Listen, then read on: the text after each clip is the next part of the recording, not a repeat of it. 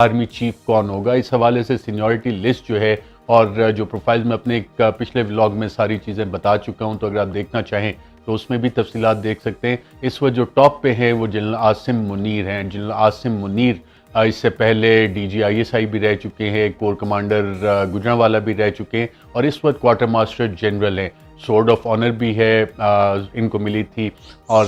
کافی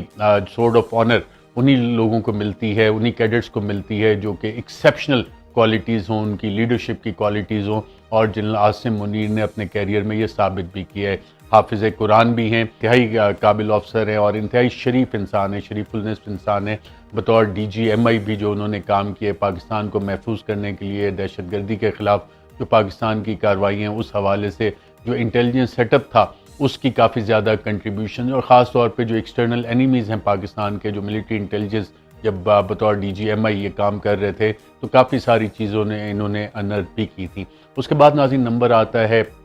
general Azhar عباس کا، جو اس وقت چیف آف جنرل سٹاف ہے۔ انتہائی اہم پوزیشن ہے چیف آف جنرل سٹاف کی، جس میں ملٹری انٹیلیجنس بھی ان کو رپورٹ کرتی ہے، آئی ایس پی آر بھی ان کو رپورٹ کرتا ہے، اور اس سے پہلے کور کمانڈر پنڈی بھی رہ چکے ہیں۔ اور پاکستان بھارت کے خاص طور پہ جو تعلقات ہیں اس حوالے سے کافی گرفت ہے ان کی معاملات پہ، اور جنرل راحیل شریف کے پرائیویٹ سیکرٹری کے طور پہ بھی انہوں نے کام کیا ہوا ہے۔ جنرل اظہر عباس کے بعد ناظرین، بلکہ ان سے پہلے نمبر آتا ہے سینیورٹی لسٹ میں، کیونکہ ایک ہی بیچ کے لیفٹیننٹ جنرل ساحر شمشاد کا۔ لیفٹیننٹ جنرل ساحر شمشاد کا ایک بہت السٹریس کیریئر ہے، اس وقت بطور کور کمانڈر راولپنڈی اپنی خدمات انجام دے رہے ہیں، اور اس سے پہلے چیف آف جنرل سٹاف بھی رہ چکے ہیں، ڈائریکٹر جنرل ملٹری آپریشنز بھی رہ چکے ہیں۔ سندھ ریجیمنٹ سے ان کا تعلق ہے، اور افواج پاکستان ان کو انتہائی قدر کی نگاہ سے دیکھتی ہے، اور اکثر لوگ کہتے ہیں کہ یا تو یہ چیف آف آرمی سٹاف بنیں گے یا chief of chairman joint chief of staff بنیں گے، اور جو بھی ان کا کیریئر ہے اس حوالے سے جو ود ان دا رینکس ہے یہ والی چیز، جتنے بھی ان کے کولیگز وغیرہ ہیں وہ یہی بات ان کے حوالے سے بتاتے ہیں۔ پاکستان اور دنیا بھر میں دیکھنے اور سننے والوں کو ارشد شریف کا سلام۔ ناظرین، chief of the army staff general Qamar Javed Bajwa نے اپنے امریکہ کے دورے میں یہ اعلان کیا ہے کہ وہ مزید ایکسٹینشن نہیں لیں گے، اور وقت کے مطابق اپنے ٹینیور ختم ہونے میں 29 نومبر کو ریٹائرمنٹ لیں گے۔ یہ بات انہوں نے پاکستان ایمبیسی میں ایک فنکشن ہوا تھا، وہاں پہ جو ناظرین بیٹھے تھے ان کے ساتھ، حاضرین کے ساتھ بات چیت کرتے ہوئے یہ بات کی۔ اس سے پہلے افواج پاکستان کے ترجمان میجر جنرل بابر افتخار بھی اپریل کے مہینے میں یہ اعلان کر چکے ہیں کہ chief of the army staff general Qamar Javed Bajwa نہ مزید ایکسٹینشن کے خواہاں ہے، نہ وہ مزید ایکسٹینشن لیں گے۔ اب 29 نومبر کو آرمی چیف نے خود اعلان کیا ہے کہ وہ ریٹائر ہو جائیں گے، تو اس حوالے سے یہ سوال بالکل اب ریزونیٹ کرے گا کہ نئے آرمی چیف کی جو اپوائنٹمنٹ ہے، جیسے عمران خان نے کہا، کیا وہی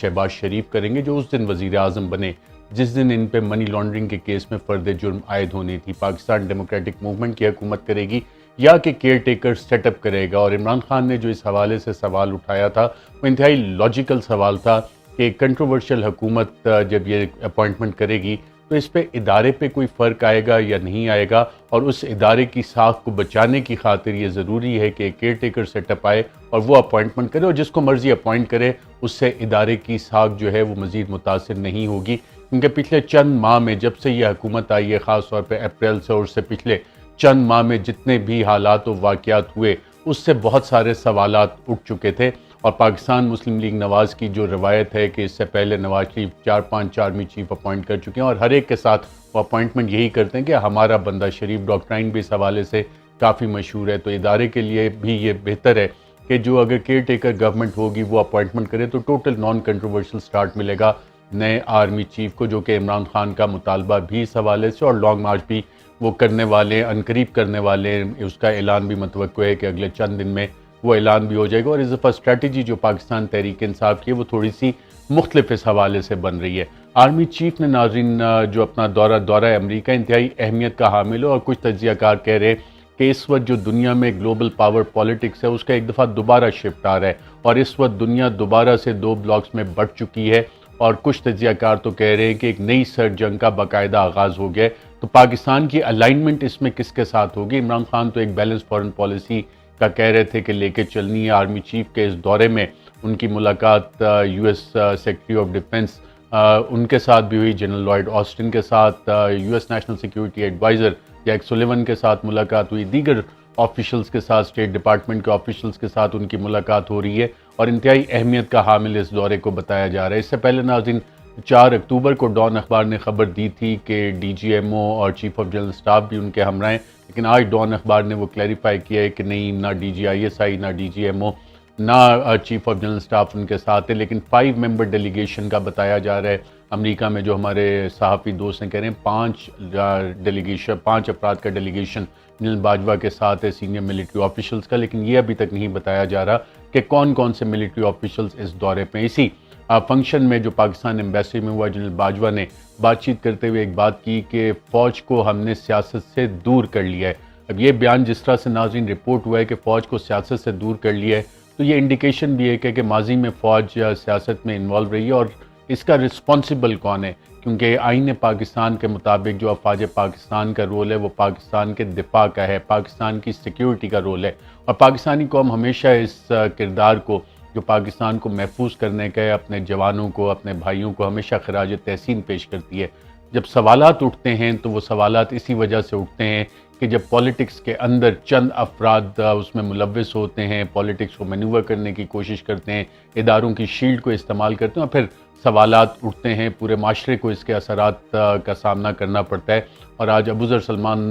न्याजी में उनकी ट्वीट देख रहा था, उन्होंने जो ट्वीट की उसमें उन्होंने एक सैटारिकली सवाल उठाया कि फिर माजी में मार्शल लॉ कौन लगाता रहा, क्या वो सेक्रेटरी हेल्थ मार्शल लॉ लगाते रहे? और फिर असगर खान केस का उन्होंने हवाला दिया कि IGI को पैसे कौन देता रहा, क्या रेस्क्यू 11122 पैसे देती रही? यह Asghar Khan case supreme court of Pakistan में चला था और उसमें बाकायदा किरदार आया था कि किस तरह से इंटेलिजेंस एजेंसीज़ और ख़ास तौर पे मिलिट्री इंटेलिजेंस एजेंसीज सियासत में मुलव्वस नहीं। और इसी में सलमान न्याजी ने अपनी ट्वीट में बाकायदा ये कहा कि बयानात देने से नहीं होता, अमल करने से चीज़ें आगे चलती हैं और बेहतरी इसी हवाले से आती है। और तमाम सियासी जमातें भी इस बात पर मुत्तफ़िक़ हैं कि फ़ौज का सियासत में किरदार नहीं होना चाहिए। मरियम नवाज़ भी नाज़रीन आज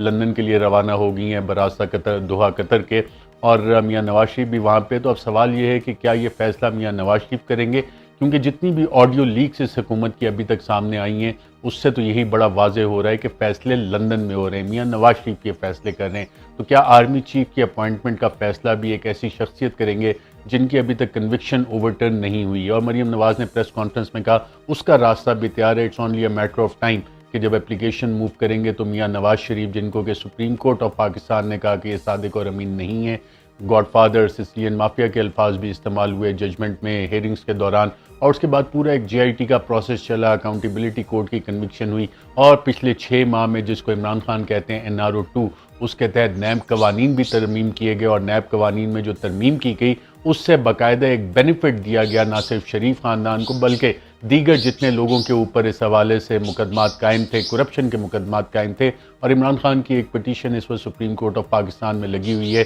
जिसमें उन्होंने नैब कवानीन में इन अमेंडमेंट्स को चैलेंज किया है और इस हवाले से honourable chief justice supreme court of Pakistan के उमर अता बंदयाल इस केस को टेकअप करेंगे और डे टू डे हेयरिंग का भी उन्होंने अंदिया दिया है। अब आर्मी चीफ ने नाज़रीन जो बयान इस हवाले से दिया है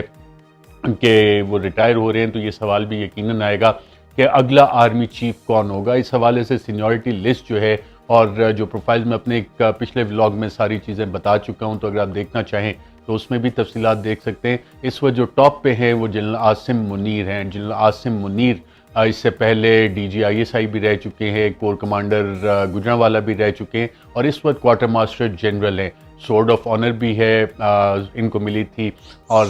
काफ़ी सोर्ड ऑफ ऑनर उन्हीं लोगों को मिलती है, उन्हीं कैडेट्स को मिलती है जो कि एक्सेप्शनल क्वालिटीज़ हों, उनकी लीडरशिप की क्वालिटीज़ हों। और जनरल आसिम मुनीर ने अपने कैरियर में ये साबित भी किया है। हाफिज़ कुरान भी हैं, इंतहाई काबिल अफसर हैं और इंतहाई शरीफ इंसान है, शरीफुलनेस इंसान है। बतौर DGMI भी जो उन्होंने काम किए पाकिस्तान को महफूज करने के लिए, दहशतगर्दी के ख़िलाफ़ जो पाकिस्तान की कार्रवाइयाँ उस हवाले से जो इंटेलिजेंस सेटअप था उसकी काफ़ी ज़्यादा कंट्रीब्यूशन, और ख़ास तौर पे जो एक्सटर्नल एनिमीज़ हैं पाकिस्तान के, जो मिलिट्री इंटेलिजेंस जब बतौर DGMI ये काम कर रहे थे तो काफ़ी सारी चीज़ों ने इन्होंने अनर्थ भी की थी। उसके बाद नाज़रीन नंबर आता है जनरल अज़हर अब्बास का, जो इस वक्त चीफ ऑफ जनरल स्टाफ है। इंतहाई अहम पोजीशन है चीफ ऑफ जनरल स्टाफ की, जिसमें मिलिट्री इंटेलिजेंस भी उनको रिपोर्ट करती है, ISPR भी उनको रिपोर्ट करता है اور اس سے پہلے کور کمانڈر پنڈی بھی رہ چکے ہیں، اور پاکستان بھارت کے خاص طور پہ جو تعلقات ہیں اس حوالے سے کافی گرفت ہے ان کی معاملات پہ، اور جنرل راحیل شریف کے پرائیویٹ سیکرٹری کے طور پہ بھی انہوں نے کام کیا ہوا ہے۔ جنرل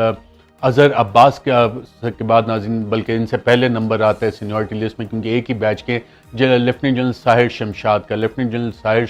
کا ایک بہت السٹریس کیریئر ہے، اس وقت بطور کور کمانڈر راولپنڈی اپنی خدمات انجام دے رہے ہیں، اور اس سے پہلے چیف آف جنرل سٹاف بھی رہ چکے ہیں، ڈائریکٹر جنرل ملٹری آپریشنز بھی رہ چکے ہیں، سندھ ریجیمنٹ سے ان کا تعلق ہے، اور افواج پاکستان ان کو انتہائی قدر کی نگاہ سے دیکھتی ہے، اور اکثر لوگ کہتے ہیں کہ یا تو یہ چیف آف آرمی سٹاف بنیں گے یا chairman joint chief of staff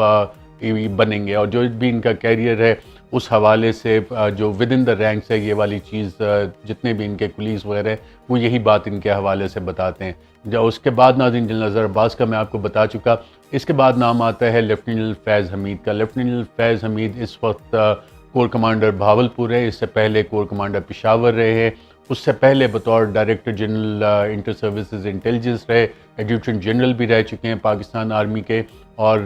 D G سی بھی رہ چکے ہیں آئی ایس آئی میں۔ اور جنرل فیض حمید کے بارے میں کہا جاتا ہے کہ بالکل ہینڈز آن ہے، اور کوئی بھی کام اگر کسی اور سے نہ ہو رہا ہو تو جنرل فیض حمید اپنی پرسنل انٹرونشن سے اور اپنے ایکسپیرینس سے خود انٹروین کر کے وہ والے معاملات حل کرواتے ہیں۔ ان کے بعد ناظرین نام آتا ہے لیفٹیننٹ جنرل محمد عامر کا۔ لیفٹیننٹ جنرل محمد عامر اس وقت کور کمانڈر گجرانوالہ ہیں، اس سے پہلے ان کی جو تعیناتی رہی انتہائی اہم پوزیشنز پہ تعینات رہے، ملٹری سیکرٹری بھی رہے ہیں سابق صدر آصف زرداری کے، اور بلکہ ان سے پہلے نام آتا ہے لیفٹیننٹ جنرل نعمان محمود کا۔ لیفٹیننٹ جنرل نعمان محمود اس وقت پریزیڈنٹ نیشنل ڈیفنس یونیورسٹی ہیں، کور کمانڈر پشاور بھی رہ چکے ہیں، اور D G analysis I S I میں بھی سرو کر چکے ہیں۔ اتنا زیادہ ان کا میڈیا میں ذکر نہیں آتا رہا، اور اپنے آپ کو انہوں نے تھرو آؤٹ نان کنٹروورشل رکھنے کی کوشش کی ہے، زیادہ لائم لائٹ میں بھی نہیں آتے۔ تو یہ تو ناظرین لائن اپ ہے کہ ان میں سے کون نیا آرمی چیف بنے گا۔ خواجہ آصف اس حوالے سے کہہ چکے ہیں کہ نون لیگ میں اس وقت سوچ یہ ہے کہ جو ٹاپ پوزیشنز ہیں میرٹ پہ سینیورٹی اس حوالے سے ہی تعیناتی کر دی جائے، لیکن شاہد خاقان عباسی نے اس میں کنٹروورسی ایڈ کی جب انہوں نے یہ بیان دیا میڈیا پہ کہ لازمی نہیں ہے کہ سینیورٹی بیسس پہ ہی اپوائنٹ کیا جائے۔ تو نون لیگ اس حوالے سے ناظرین ابھی سوچ رہی ہے کہ انہوں نے کیا کرنا ہے کیا نہیں کرنا، لیکن میری اطلاعات یہ ہیں جو چند اہم ذرائع سے میری بات چیت ہوئی کہ انسٹیٹیوشن میں یہ فیصلہ ہو چکا ہے، جو ریکمنڈیشن ہے اور جو نئے آرمی چیف جنہوں نے بننا ہے، جو نئے chairman joint chief of staff جنہوں نے بننا ہے، ان کو انٹرنلی یہ اطلاعات موصول ہو چکی ہیں، ان کو کنوے کیا جا چکا ہے، اور نئے آرمی چیف کے آنے کے حوالے سے کچھ پوسٹنگ ٹرانسفرز جو ہے اس کا سلسلہ بھی شروع ہو چکا ہے۔ ایک دو تعیناتیاں ہوئی ہیں جو کہ نئے آرمی چیف کے قریب سمجھے جانے والے لوگ ہیں، ان کی تعیناتیاں آلریڈی انسٹیٹیوشن میں ہونا شروع ہو گئی ہیں۔ کچھ اور لوگ ہیں وہ اپنی پوسٹنگ ٹرانسفرز کے حوالے سے جو ٹرانزیشن ہوگی، چینج آف کمانڈ ہوگی، اس حوالے سے آلریڈی ایم ایس برانچ کے ساتھ رابطے میں ہیں، اپنے کولیگز کے ساتھ رابطے میں کہ جناب مجھے کوئی فورن پوسٹنگ دے دو تو میں باہر جانا چاہتا ہوں۔ یہ کافی سارے کام بھی اس میں شروع ہو گئے ہیں۔ ایک اور ناظرین ابھی آنے والے دنوں میں آپ کو خبر ملے گی کہ کچھ پروموشنز ہوئی ہیں افواج پاکستان میں، کچھ ریٹائرمنٹس ہوں گی اور کچھ پروموشنز ہوں گی، اور ان پروموشنز میں ایک نام جو پروموشن کے لیے ہے وہ D G I S P R, director general I S P R major general Babar Iftikhar کا ہے، اور آئی ایس پی آر میں امید یہی کی جا رہی ہے، جو آئی ایس پی آر سے ہمیں اطلاعات آ رہی ہیں کہ میجر جنرل بابر افتخار کی پروموشن ہو جائے گی، لیفٹیننٹ جنرل بن جائیں گے، اور آئی ایس پی آر کے اندر بھی ایک دو تبدیلیاں ایسی شخصیات کی ہوں گی جو کہ کافی کنٹروورشل ہو چکے ہیں، اور اس حوالے سے ان کے بارے میں ملٹری سیکرٹری برانچ میں بھی رپورٹ جا چکی ہیں۔ آئی ایس پی آر نے خود بھی اس حوالے سے chief of the army staff کو کچھ انفارمیشن دی ہے۔ ناظرین مریم نواز لندن پہنچ چکی ہیں، سابق صدر آصف زرداری کی صحت انتہائی ناساز ہے، ڈاکٹرز ان کے علاج کے لیے آ چکے ہیں، اور اگلے چند ہفتے پاکستان کی سیاست کے لیے انتہائی اہم ہیں، اور اس میں اس وقت عمران خان کون سی موو کرتے ہیں، کیا موو کرتے ہیں، تمام نظریں بنی گالہ پہ ہیں، عمران خان پہ ہیں کہ جو انہوں نے مارچ کا ایک لانگ مارچ کا اعلان کیا، کیا وہ حتمی ہوگا، اور اس 29 نومبر سے پہلے ایک کیئر ٹیکر گورنمنٹ انسٹال ہو جائے گی، اور الیکشن جس کا وعدہ کیا جا رہا تھا وہ الیکشنز ہوں گے۔ مریم نواز ناظرین جو آپ کو پریس کانفرنس میں انتہائی شدید غصے میں نظر آئیں، اس پہ حوالے سے صدیق جان نے ایک ٹویٹ بھی کی کہ آرمی چیف کی گاڑی کون ڈرائیو کر کے پریزیڈنسی تک لے کے آیا. تو میں نے ایک دو لوگوں سے چیک کرنے کی کوشش کی تو ہر طرف سے صرف مسکراہٹیں ہی آتی رہی. یہ ملاقات جو پریزیڈنسی میں ہوئی، ڈاکٹر عارف علوی جو کوشش کر رہے تھے کہ معاملات کو حل کیا جائے، کچھ کشیدگی کو کم کیا جائے، اس حوالے سے نون لیگ کے پاس جو اس وقت اطلاعات ہیں ان میں انتہائی نون لیگ کے کیمپ میں انتہائی پریشانی ہے. اپنا خیال رکھیے گا ناظرین، مجھے دیجیے اجازت. اللہ حافظ. Subscribe our YouTube channel now and don't forget to press the bell icon for latest updates.